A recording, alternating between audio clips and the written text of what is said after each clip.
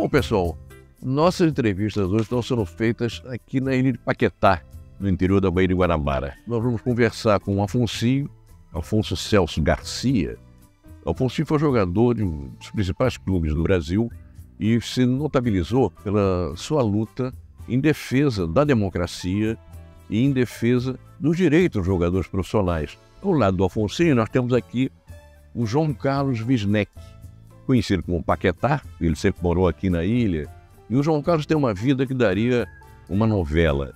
Ele tanto no movimento estudantil, foi jogador profissional no Brasil e na Europa. Ele foi guerrilheiro no Araguaia, esteve na guerrilha do Araguaia e conseguiu sobreviver, formou em medicina e trabalha junto com o Afonso usando o futebol como trabalho social, com crianças, etc, etc. O papo é muito interessante e eu tenho certeza que todo mundo vai gostar. Lá vem o trem, lá vem o trem, lá vem o trem da alegria. Vem cá, meu bem, vem cá, meu bem, o expresso da fantasia. Que tem o Ney, que tem o Ney, que tem o Padre Afonso, sou eu. Mas a rapaziada também bate direitinho.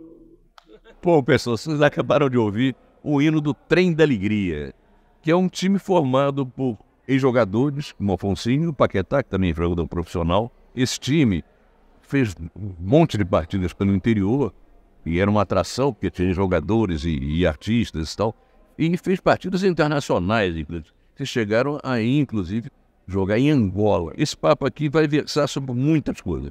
São dois personagens muito interessantes. E o Afonso, quem acompanha futebol, conhece o Afonso. Ele mereceu até uma música do Gilberto Gil em homenagem a ele. Começa meu caro amigo Afonso, meu compadre Afonso. Foi o primeiro jogador a se rebelar contra a ditadura da CBF, dos clubes, das normas. E o Paquetá, João Carlos Wisneck, conhecido como Paquetá, porque ele sempre morou aqui na ilha, ele tem uma vida que é verdadeira, de uma novela.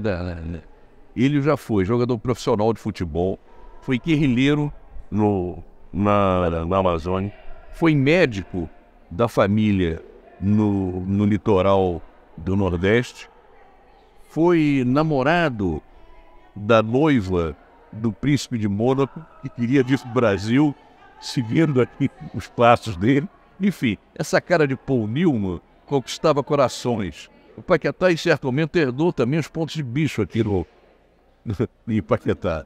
Então ele tem, enfim, vai ser um papo muito bom, muito legal. Mas já que a gente começou com o hino do Trem da Alegria, esse time também disputava, foi quando eu conheci os dois, disputava o campeonato de futebol no campo do Chico Buarque, lá no Recreio dos Bandeirantes. Eu jogava por um outro time, ganhei várias vezes no Trem da Alegria. Mas aí eu conheci os dois, me tornei amigo dos dois, são figuras muito queridas e que o papo vai ser excelente, eu tenho certeza. Mas eu queria então passar a bola agora para o Afonso, falar do Trem da Alegria em si. Como é que surgiu essa história, como é que funcionou e quais as peripécias que o Trem da Alegria andou trazendo por ele. A origem, a raiz do Trem da Alegria foi de uma necessidade. Quer dizer, num determinado momento, nessas mudanças no futebol, foi extinta a categoria de aspirantes, que era uma categoria intermediária entre os jogadores que o clube estava formando e os jogadores que vão se retirar ou que estão em fim de contrato e tal, faziam as preliminares dos jogos. Então isso ocasionou que, feito de uma hora para outra, deixou muita gente sem trabalho, né? Sem clube para jogar. Então, inicialmente para ajudar jogadores que não estavam conseguindo manter a carreira. E a mim também, porque com o passe livre, quer dizer, eu estava na mesma situação. Quer dizer, o passe livre é uma coisa muito bonita, até romântica e tudo, né? Mas você num trabalho coletivo, como é o futebol, né? Você precisa de equipe, de equipamento e precisa até do adversário. Essa coisa de passe livre, isso não tem mais. Antigamente o jogador, assinar um contrato com um clube, ficava preso àquele. Então, acabando o contrato, ele não podia passar para um outro clube. Né? Definitivo. O Afonsinho foi vítima dessa história, até porque o clube que ele jogava, o Botafogo na época, não aceitava que ele fosse treinar de bermuda e de barba. Então ele entrou na justiça e conseguiu passe livre, possibilidade de assinar contrato com outro clube, porque era o direito dele de exercer a profissão. Conta aí, Afonso. Temos problemas que são, em princípio, são até comuns de relacionamentos no clube de futebol, com dirigentes ou com comissão técnica, essas coisas comuns. Mas a coisa foi subindo a temperatura, as dificuldades de relacionamento. Eu tinha já me lançado, já tinha avançado na carreira, estava numa boa situação. E recebia propostas de clubes, né, até dos melhores clubes e tudo, né, Santos, São Paulo. E eu fiquei numa circunstância que eu nem podia jogar no Botafogo e nem podia sair porque estava preso pelo passe. Você acha que pelo fato de você ter posições políticas contrárias às ditaduras, isso foi um agravante na tua relação com os clubes, não? Nós vivíamos uma ditadura militar. E teve um momento que, como qualquer ditadura, vai se inserir em toda a sociedade. E o esporte, o futebol no nosso caso, como tem uma visibilidade muito grande, é um interesse prioritário de propaganda, de divulgação, essa coisa. Na época, inclusive, o Campeonato Brasileiro chegou a ter mais de 100 clubes, não é? Foi, 100 clubes. Porque os militares... dizem de Arena, que era o partido que apoiava a ditadura, vai mal, bota um time no Nacional, um time daquela cidade e tal. Era uma confusão porque não havia estrutura, a gente encontrava 2, 3 times no mesmo aeroporto, no mesmo avião, era lugar até que não tinha condição de hotéis e tudo, então foi uma confusão danada.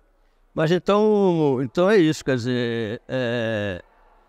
Eu fiquei numa situação, né, complicada e tentei resolver pelos meios, né, administrativos e cavalheiresco até e tal, mas nada. E você vê a natureza escravagista desse tipo de vínculo, porque o clube não é obrigado a te pagar, né, e você não pode jogar, trabalhar, que é o futebol como profissão, né? Que situação é essa? Quem tem família, quem... Você usou uma expressão correta, né? Um vínculo meio de escravo, né? Você não chega a um acordo com um clube, quanto ele vai te pagar ou não vai pagar, e ele tem o poder de te prender. Você não pode trabalhar em outro lugar. Exatamente. Então, felizmente isso acabou, né? Então eu consegui o pai, teve um momento que eu não tive outro recurso senão recorrer à justiça, né? E em última análise pelo meu direito de trabalhar, de me sustentar e cumprir meus compromissos, né? Então, felizmente eu consegui o passe na justiça. Depois o Bosman, um jogador belga, né? E depois ele, na Europa, ele também... Na mesma época que você travava essa luta aqui, na Europa, alguns jogadores de ponta também estavam na mesma batalha, né? O que aconteceu foi que o Bosman conseguiu a liberação dele, né?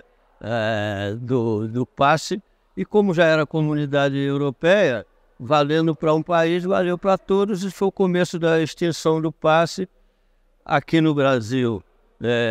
Oficialmente nós devemos isso ao Pelé como ministro, que ele mesmo depois de ter deixado de ser ministro, ele se empenhou em acabar oficialmente esse vínculo. Quer dizer, hoje o vínculo que existe do jogador com o clube, o que reza é o contrato dele. Ele vai para um clube, assina um contrato, e quanto tiver vigência aquele contrato, ele joga lá. Mas acabou o contrato, ele pode assinar com quem quiser. Então, qual foi imediatamente, como acontece sempre nesse tipo de situação? É a abolição da escravatura. Então, mas você vê que imediatamente os clubes arrumaram a solução que foi bom para os clubes e para o jogador se transformar num profissional, de fato, né? Porque viver nesse tipo de relacionamento é muito complicado. Os jogadores anteriores tiveram que ter mais recursos, que andar na corda bamba. Os dirigentes, imediatamente, eles arrumaram uma solução que transformou numa relação que ainda precisa modificada, mas já melhor. Os clubes instituíram uma multa contratual e uns contratos de maior duração. Aqui nós tínhamos contrato, o mínimo era 3 meses, né? E geralmente os contratos no máximo ia 2 anos, era 1 ano, 2 anos e tal, né? Ou seja, você é uma profissão de duração curta que você não tem nenhuma estabilidade, né? E com esse recurso da multa contratual, quer dizer, os clubes passaram a fazer um contrato mais longo, 4, 5 anos, né? Então o jogador tem uma estabilidade e o clube não quer dizer que se o jogador se transferiu, daí um mês o clube não possa fazer uma negociação com ele, como acontece correntemente nos dias de hoje. Quer dizer, então o clube se garante do investimento que ele fez trazendo um determinado jogador, ele está garantido por um contrato longo, né? O jogador tem estabilidade para trabalhar, uma profissão além de custa, de risco, né? E nada impede que a coisa se transforme. Ficou dessa maneira hoje. Que clube você jogou profissionalmente no Brasil? Eu comecei, isso também tem uma condição interessante, que quando existia o passe, o amador de um clube profissional, o jogador do amador, entendeu? Ele tinha um vínculo já com a CBF, entendeu? E ele só podia, sendo amador, ele só podia se transferir para outro clube mesmo amador se ele cumprisse no mínimo um estágio de 1 ano. Quer dizer, ele ficava preso 1 ano, né? Mesmo no amador, entre aspas, né? Menor de idade, 16 anos. Então a coisa funcionava dessa... Mas você jogou em que clube? Então, eu falei isso porque eu comecei no amador do 15 de Jaú, lá no interior de São Paulo, a cidade que eu vim. Eu nasci em São Paulo, na capital, mas nunca morei. Só nasci lá e fui criado a infância em Marília e adolescência em Jaú, de onde eu vim para o Botafogo, tendo jogado já 2 campeonatos lá da segunda divisão, nessa condição de amador, que a legislação permitia ao clube profissional utilizar até 4 amadores da sua organização, né? E nessa condição eu joguei, né, 2 campeonatos lá, de 15 para 16, 16 para 17 anos. Mas eu me vi jogou Botafogo, jogou no Santos, Botafogo, no Flamengo. Botafogo, Olaria, né, Vasco, Santos, Flamengo, Madureira, América Mineiro e Fluminense. Foi a saideira. É uma via sacra. Dessas múltiplas atividades que você teve aí, de noivo da noiva do príncipe, responsável pelo jogo do bicho aqui na ilha de Paquetá, guerrilheiro no Araguaia, jogador profissional na Bélgica e na França, quer dizer, Na Holanda. e na Holanda também. Que mais te marcou, exatamente? Que foi mais... Você tem uma vida que dá uma novela, na verdade. Olhando para trás, o que você considera mais marcante? É a guerrilha.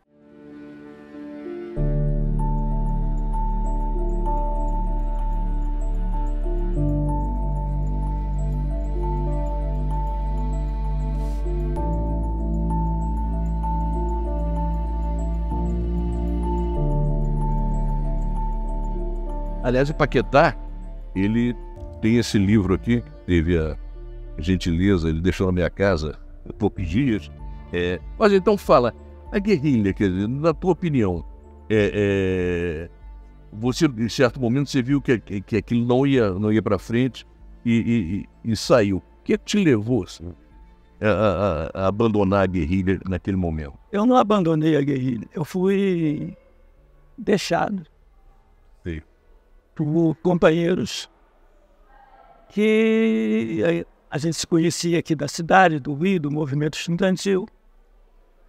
E eu entrava em choque com irmão, não o choque disciplinar, porque na guerrilha você fica aqui, você ficava, você vai a tal lugar, você ia, você militar, você não discutia, não havia discussão sobre isso.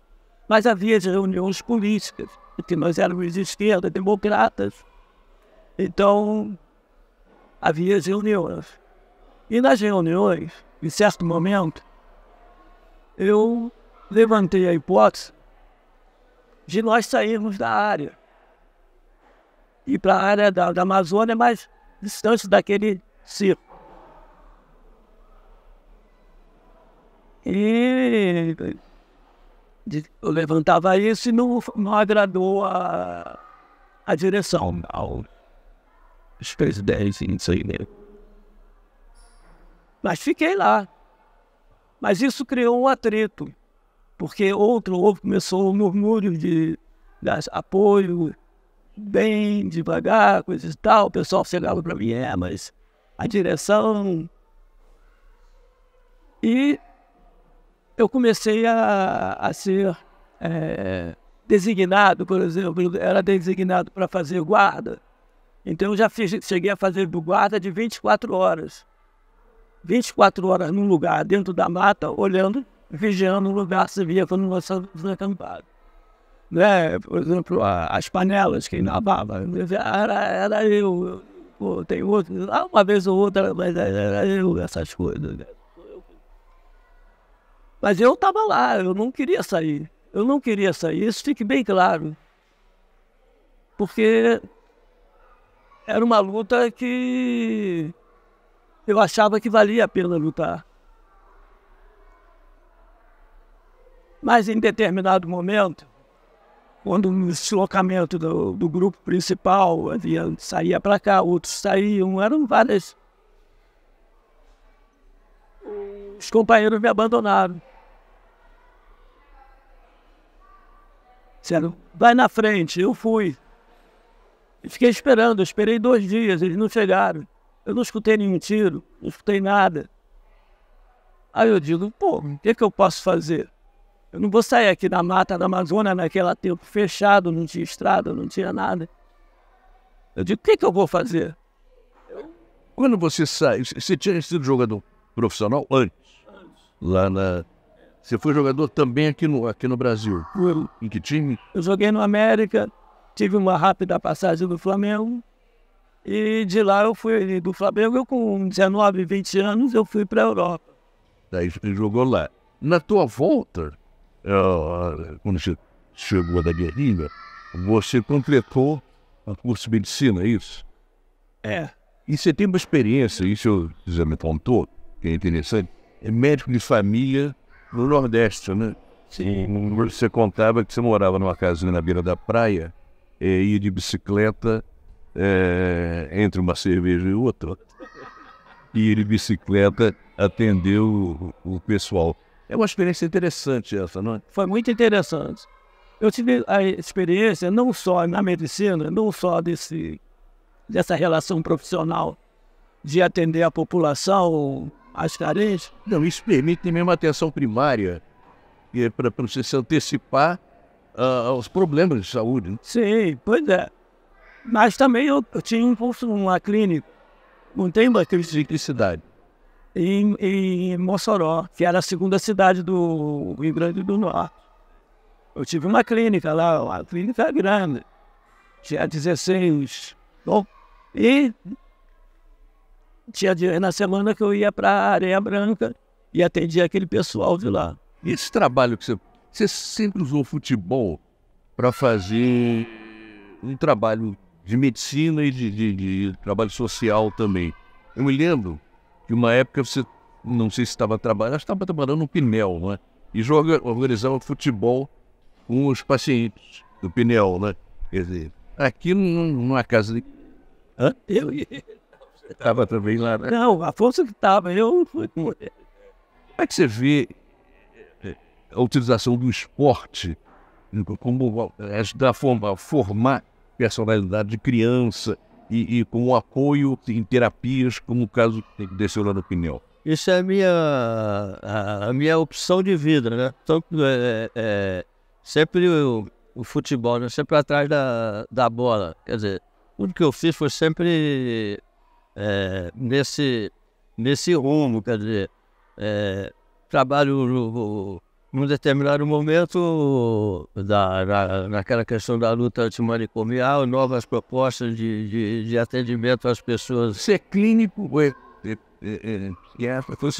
Não sou psiquiatra. Algumas pessoas pensam porque eu trabalhei 9 anos lá no Pinel, mas é isso que eu estava dizendo, quer dizer, com a reforma psiquiátrica, né, novas propostas de abordagem da questão psiquiátrica, hospital dia e, né, outras, procurando fugir daquela coisa difícil de a pessoa já estar em sofrimento psíquico, ainda ficar contido, né, outras pessoas, né, sempre aquilo, cafezinho me dá R$1, um cigarro, um cafezinho me dá R$1 e tal.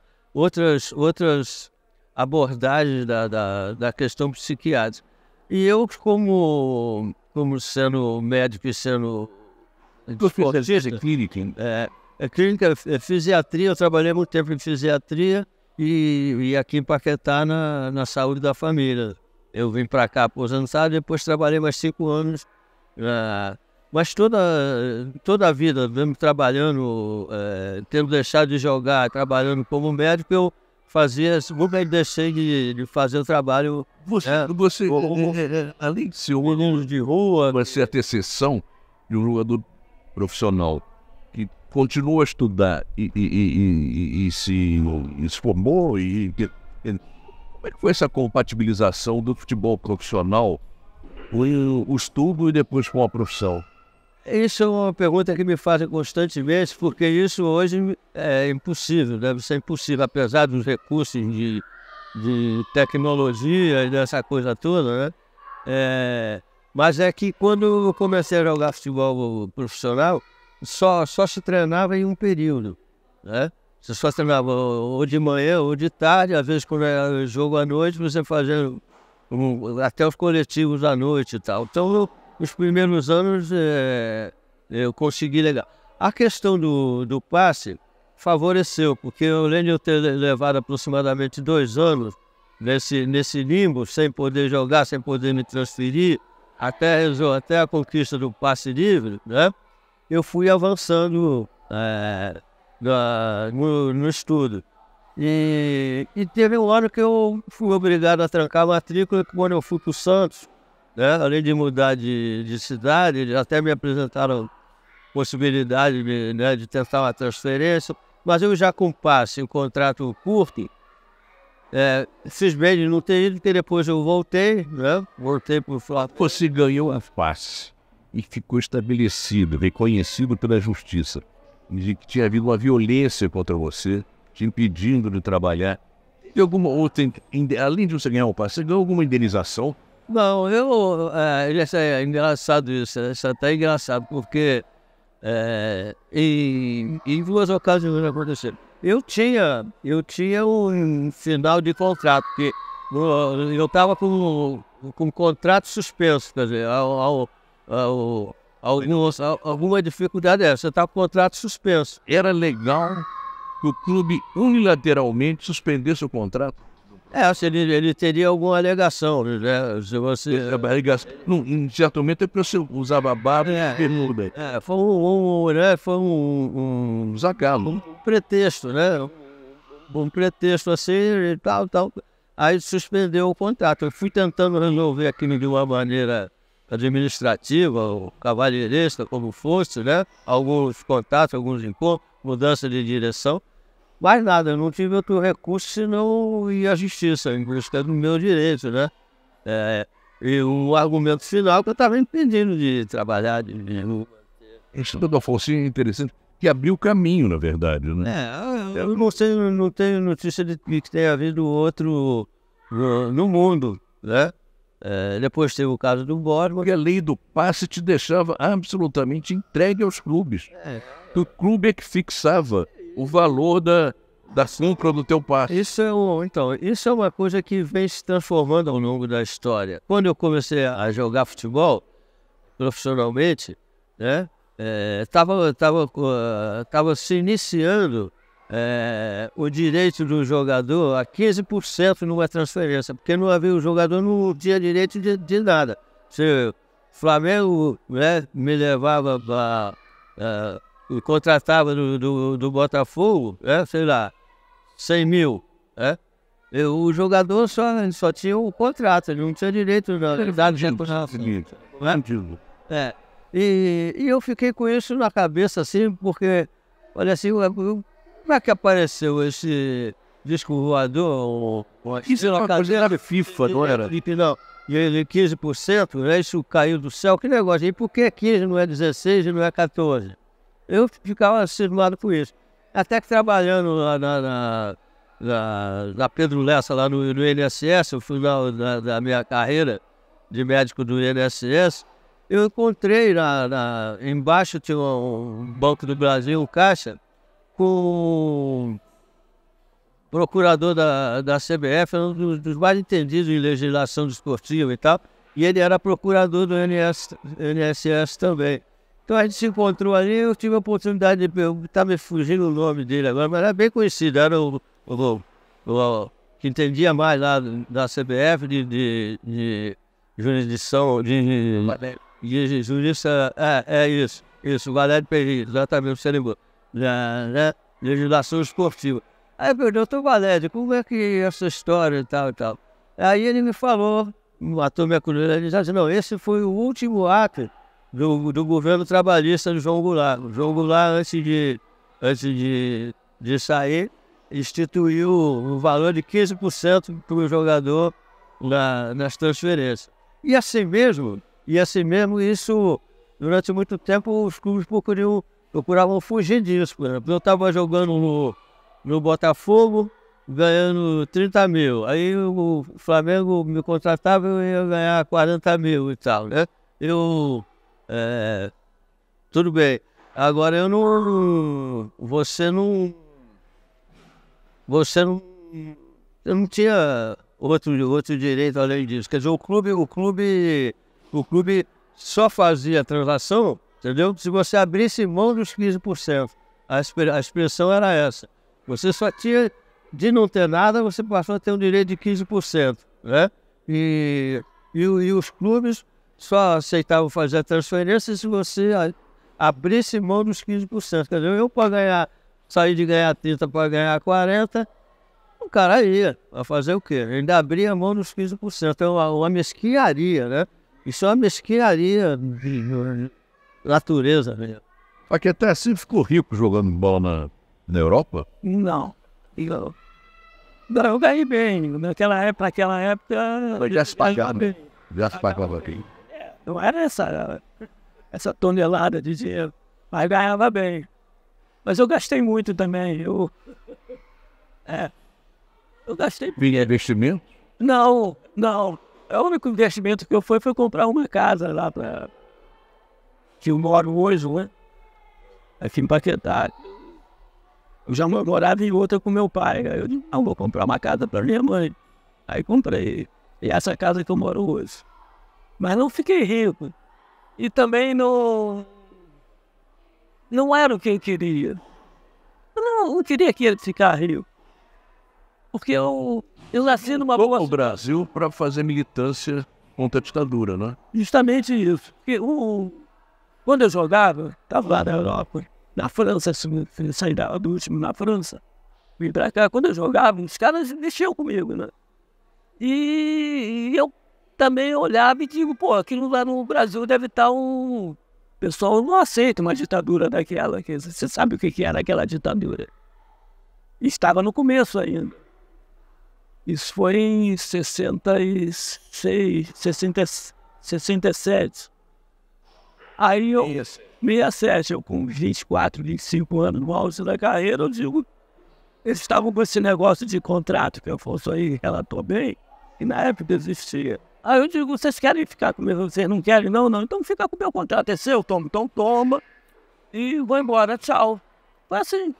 Porque futebol é uma coisa maior importância no Brasil. Tem muita gente vive do futebol, principalmente muita gente se preocupa com o futebol, fica feliz ou fica triste com o futebol.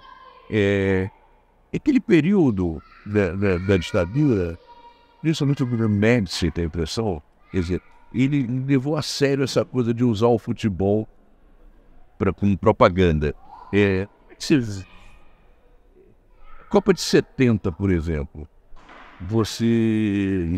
como começou essa coisa do Brasil grande, a seleção e tal, você acha que isso diminuiu essa identificação da população e de quem gosta do futebol, a identificação com a seleção, ou é mais ou menos a mesma coisa?